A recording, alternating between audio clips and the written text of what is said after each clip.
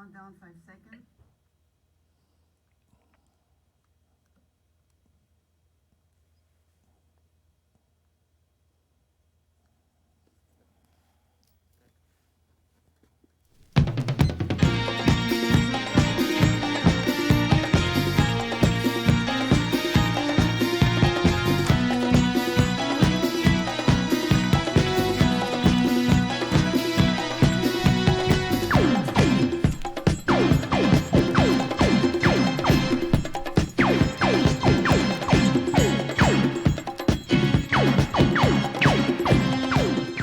Hello, everyone. I'm Danny Darrow, and I'm sitting in for Josian's show, Persons of Interest.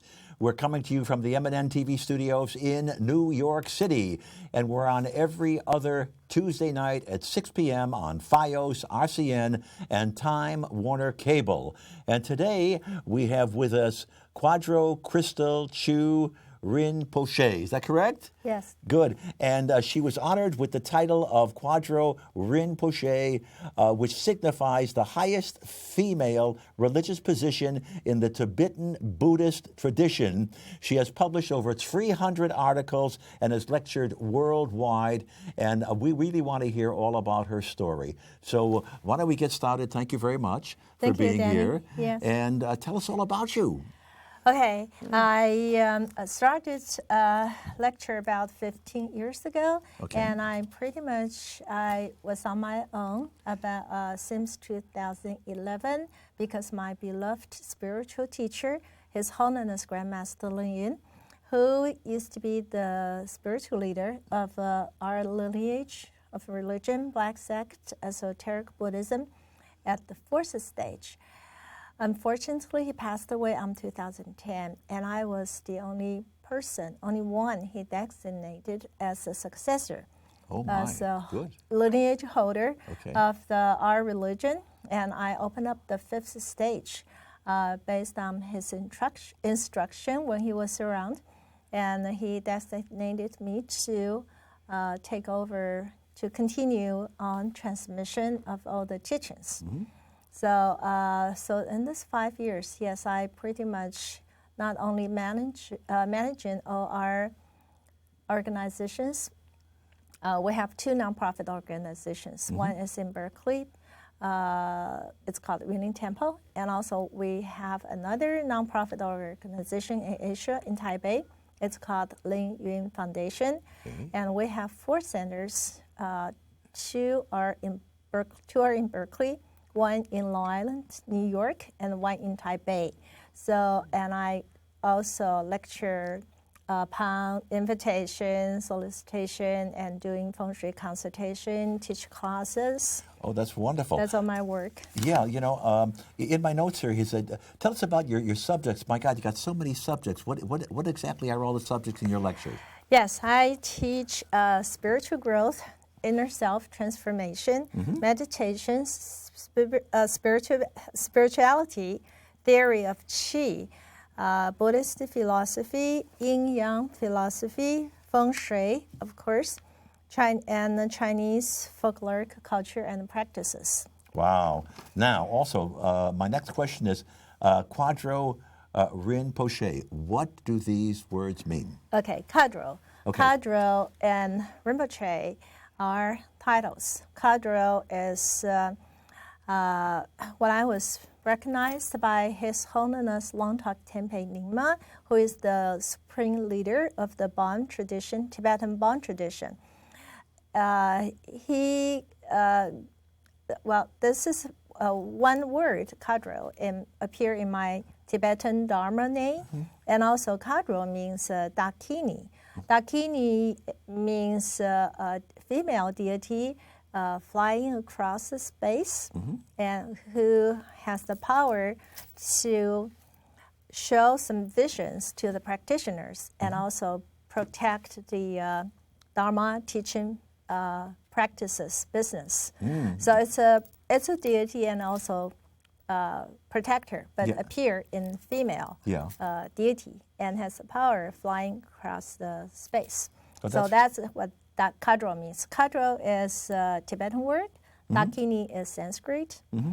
Rinpoche means jewels, Oh, well, you That certainly look means- like a jewel to me. It means a spiritual teacher. Okay. They use jewels to refer a spiritual teacher who is precious, because the spiritual teacher to transmit all the teachings to practitioners, to students. Yeah, all right, that's wonderful. Actually, and you have an MBA degree in corporate finance, and you're an adjunct professor at the university in San Diego State. San Diego. Tell us about that. State. Okay, I was born and grew up in Taiwan, Taipei, Okay. and I graduated from National Taiwan University. My major, undergrad, is sociology, and I came to States for higher degree, and my first year still in sociology in my PhD program, and found out it was not my interest. Then I switched to MBA program, and after that I was very lucky, get myself a job in one of the very high-end biomedical engineering company, high tech. Oh, good. Yeah, I work in financial position as controller for 10 years, and very lucky. The company, they were doing very well. They went public in 5 years, and 2 years later they went on second public offering. What, they're And listed on the stock exchange? Yes. Okay. Yes. Yeah. What, the American or New York? Which one? It's on NASDAQ. Oh, and NASDAQ. Yeah, It's over the on counter. NASDAQ. It's Okay. It's Okay. high tech. Okay. Well, anyway, so I got my management training intensively in those 10 years. Yeah. And later, I figured that's probably just my spiritual karma, and meant to be trained with some management skill in order to help my teacher, His Holiness Grandmaster Lin Yun, later years. Yeah. So I did use a lot of my management training to Yeah, your help skills. him. Yes, to help him. Yeah. I helped him to found all the centers and help him to found all the nonprofit organizations. Yeah. Because I tell him he is a person who's high up there. He only gives teachings, and he doesn't care or not really aware. The real world needs some formal legal organizations to facilitate his teachings. Okay. So that's how I did. Then that's the only way we can put together, bring all his resources together, because he's such a sought after person. Okay. And he has helped a lot of people. That's so wonderful. many supporters and many friends around the world. So we have the organizations, and later we found the centers. So All right, so as a nonprofit organization, what is the foundation of the nonprofit organization? Is it to raise a fund from our community. Yeah, to teach love and to teach. To teach, yeah, we offer many classes, workshops, and also coordinate all the lectures worldwide. Good, wonderful, wonderful. That's great. We have a lot of pictures that we're going to show. Yes. All right, and you're going to be kind enough to tell us all about these beautiful pictures. Okay, sure. And Josiane, can we take a look at these wonderful pictures you have? And now here we go. Now, what's this? Tell us. Yes, this is a picture. Behind me is my spiritual teacher I just mentioned, His Holiness Grandmaster Lin Yun, who came to States in late 70s and who brought all his teachings to the West, particularly the Feng Shui. He was the one who brought the Feng Shui to the West and made the Feng Shui known and popularized to the Westerners. So majority of Feng Shui students or students of the students, the entire Feng Shui community, pretty much they were his students or practice our Feng Shui principles, because there are so many different schools and Feng Shui approaches. And his one is very unique. So he brought his Feng Shui principles Yeah. and made he made the Feng Shui, the ancient Chinese wisdom, Yeah. much more revived the old philosophy, old principles, and made it more adaptable to the modern society and the modern architecture and the modern lifestyle. Okay, and what about this one? This is we took with one of our American students after his teaching or lecture. Yeah. Okay, and this one? This is, I believe, this is one of the.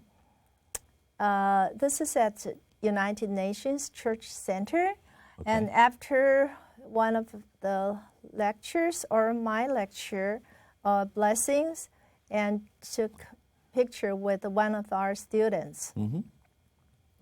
And what about this one? This me. This is taken at our Berkeley Center. All right, that's in California. In California. Yeah. And this is a lecture, this picture taken when I was lectured at United Nations. Okay. I'm a regular speaker to United Nations staff group and arranged by a very good friend of mine, Miss Zuwei Chen. Mm-hmm. And I regularly invited by UNSRC Feng Shui Group, UNSRC Enlightenment Society, and UN Women's Guild. So at least once a year, and I speak to them, and I talk to various topics. So this is one of the year. And here we go. And this one, I lecture at the University of London. And in the past 3 years, I pretty much go there every year. Oh, every year. And I started hold a spiritual meditation retreat with some of the students they're interested in learning. And they are all professors, PhDs, PhD candidate, high professionals. They're very fascinated by my teachings. This is, I believe, in Washington, D.C. last year. I gave a lecture to Chinese community. All right, and here? This is, I officiate a wedding for my friend's son. Yeah. And it was 2 years ago So in Minnesota, in Minneapolis. Oh, are you a minister? Can you marry people? Yes, I'm a spiritual leader. Oh, in the state of California, Yeah. I can officiate a wedding and sign their marriage certificate. And what about a divorce? What happens to that? That's questionable. Well, that is subject to attorney, nothing to do with the spiritual leader, Okay, though. all right, okay. And the next one from here? the spiritual leader, I just advise them, well, no, don't get divorced. Okay, all right. Let's hope not. Yes. Okay. This is the picture taken when I was lectured in Taiwan, in Taipei. Okay. And we as a matter of fact, this lecture had great turnout. I have about 180 people, audience. And the topic I talk in this lecture was about the spiritual dimension and the spiritual growth. And my goodness, look at this turnout. This is a good turnout. This is in, I believe, that just this year. Yeah. In the very beginning of January, I was invited by a Chinese organization, in Silicon Valley. Yeah. So it had good turnout. It's full house. It's about 100 people there. Wow. Yeah, and I talked to them about. And there you are. Yeah, how to uplift the chi in the year of a monkey, and how can we draw in more positive energy and avert all the bad luck in the upcoming year. Yeah, people, they all really like the teachings. Yeah, and what do we got here? So I was presented a appreciation plaque, after the lecture. Oh, isn't that wonderful? That's very sweet. And this one? This is the individual blessings. A lot of our students, friends, they ask for my blessings. We call it the qi transfusion, to raise, uplift their energy, the positive energy, and eradicate the bad luck. Yeah, so you're just like a medium, and you can give me energy, give anybody energy, and love and everything else. And what about here? This is a lecture I just did in my university, National Taiwan University, in March. So this is all the audience, including the students and also some alumni, and they're all very accomplished scientists and some people in the high tech. They're professionals. I also address on the spiritual dimension, the importance of the spiritual dimension within. It draws a lot of interesting. I mean, they more because all our knowledge, for thousands of years, our sciences and high tech has been advanced so rapidly, but our spiritual techniques or spiritual methods stay the same as 1,000 years ago. Yeah, and this one? This is in our Berkeley Retreat Center. We have 2 centers in Berkeley. This is one of them. And that's we call the Culture Center, where we hold our retreat. We have, I offer the retreat program for 7-day silent retreat, and also I offer retreat for family, parents and the kids. So this is our, and also we hold a lot of teachings and ritual ceremonies here. So yeah, it's really beautiful. It is. It's all our shrines are beautiful. Yeah, yeah. And full of the spiritual energy. Yeah, very lovely. And here we are again. You were recognized by His Holiness Lungtuk Tempe Naimia. Nima. Yeah, Nima. Yeah, the supreme leader of the Tibetan Bon tradition and 33rd abbot of Bonpo Menri Monastery. Tell us about that. Okay. My teacher, His Holiness Grandmaster Lung Yun, he learned from his teacher, spiritual teacher, and who is also maybe from his teacher. We are Chinese. I mean, way back, that maybe hundreds of years ago. And it's the lineage is the Chinese Bon, because his teacher and teacher's teacher are all Chinese. So their teachings include some of the Bon influences from the religious side and the spiritual side. However, some of our teachings are more related to the Chinese philosophy, Chinese culture, Chinese folklore practices, as well as the Buddhism. In terms of the Buddhism part, we are esoteric Buddhism versus exoteric Buddhism. And tell us the difference about that. I want to hear the difference. Okay. Later or now? I want to hear it now. Okay. Exoteric Buddhism is more focused on the scripture, the Buddhist scripture, and reading and understanding scripture. And esoteric Buddhism more focus and emphasize on practice, on meditation. So the practice is going to different way, different direction. So esoteric Buddhism, their philosophy is, their teachings is much more philosophy. So their spiritual teacher, pretty much qualified spiritual teacher, are very highly cultivated as my teacher. So they're able to transmit some precious teachings to their disciples with their realization and with their visions or methods they get in their meditations.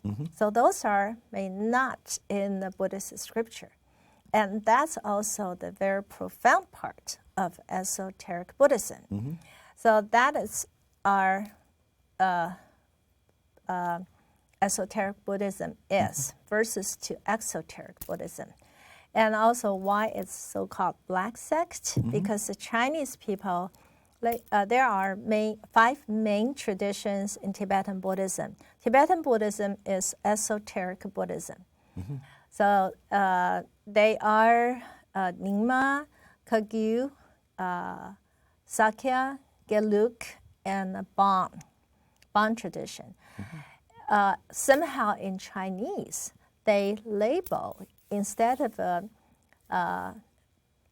call them in Tibetan word, maybe too complicated for Chinese, they just label them by color, red, yellow, mixed, white, and black. Yeah, are there meanings for each color? The meaning, no.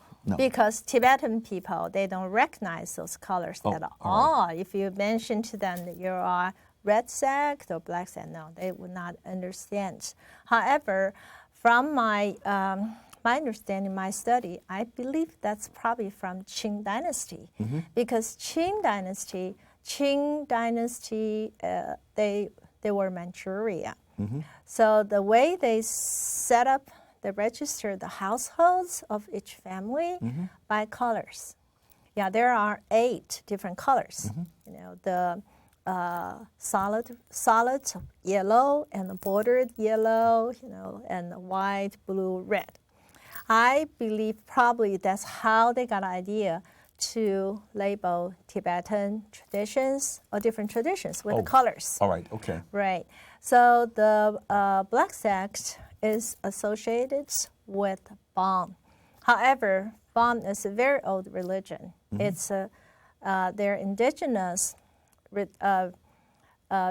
culture and religion and civilization in Tibet before Buddhism went into Tibet. Yeah, that's a long-standing history. However, as a Chinese, all the adjacent provinces influenced by Tibet, by Tibetan religion. And of course, there are different traditions. Somehow, my teacher's teacher and his teacher probably originated from the Bon. However, being the Chinese, we're educated by the Chinese philosophy and all the formal Chinese education. So it's a mix. Our teachings is different than pure Buddhism, pure Bon tradition. So, but somehow, in this life, I mean, my teacher, he would like to, when he came to States and he started looking and trying to find where the Bon is, he thinks that's his root, way in many past lives. One of his past lives, and also his teachers. So the answer he got from His Holiness Dalai Lama. He met the Dalai Lama in Hawaii, Big Island. So he asked the Dalai Lama, what is the religion before Buddhism went into Tibet? His Dalai Lama says it's a Bon. It's called Bon. So Professor Ling asked him where I can find them. Dalai Lama said they're in India. As a matter of fact, there are still many Bonpo monasteries in Tibet, but the main one, which is the Supreme Head, His Holiness Longtak Tempe Lingma, where is, and the Menri Bonpo Monastery is the main temple, and they are in India. So my teacher, His Holiness Grandmaster Lin Yun, and organized the tour group, and he named the group as Route Seeking Pilgrimage Tour. So he led about 30-some students, the whole group, and went to India. And this is great connection of the karma from the past. So since then, we revisited them in 87 again. And in 98, His Holiness of the Bon leader, His Holiness Longtak Tempe Nyingma, and he led 4 their high lamas came to visit the United States. And the first stop, the purpose he recognized and enthroned my teacher and me recognize we have a spiritual connection with the Bon in ancient time. So that's happened in 1998, and that's how we get recognized. Right, very good. Now, you are also a publisher and editor-in-chief of the Yunlin Temple calendar, which is published annually. Tell us a little bit about that before we run out of time. Okay, the calendar I published, this is 16th year or 17th year, since the year 2000. Okay. Yes. At the time I got an idea. Professor Lim, he's such a powerful person. He writes calligraphy very well, and each character, each stroke with his blessing. So I would like his friends in different parts of the world can get his blessing. So I use his calligraphy to compile his calligraphy for 12 months, and I wrote all the explanation of his calligraphy and also his teachings in there. So I want his students and people know about his teaching and also the meaning of the calligraphy, which is very profound. So I keep published them up to now. And also I wrote all the Chinese animal zodiac analysis. Okay. And I wrote some blessing methods, the way how can everyone can protect themselves from any bad energy in the space for the year. That's what. Now, where can these people get a hold of you and get these calendars and get all this wonderful wishes? Of course, contact our headquarters in Berkeley, our organization Yunlin Temple, YUNLIN TEMPLE. Our phone number is 510-841-2347. Wait, 510 841 2347. 2347. Yes. And they can get the calendars, and they can get. Yes, they can order calendar by phone. And on the phone and everything else, and that'd be wonderful. And also can look our websites, www.yunlintemple.org. Okay. And once again, it's www. Yunlin Temple. Yunlin Temple. Yunlin Temple. YUNLINTEMPLE.org. .org. Okay. Yes. All right, and they can get in touch with you like that also. Websites, yes. Website, yeah. Very good. And also my email is crystalchu@yunlintemple.org. Yeah, okay, great. Ladies and gentlemen, I want to thank you very, very much for watching Josiane Show, Persons of Interest, with this wonderful, wonderful guest that we have. We're going to continue with another show in a little while. Don't forget, we're coming to you from the MNN TV studios in New York City. We're on every other Tuesday night on Fireside Sienna Time Warner Cable. I'm Danny Darrow, sitting in for Josiane. God bless you, and see you next time. Perfect. You're so good controlling the time to wrap up. Yes.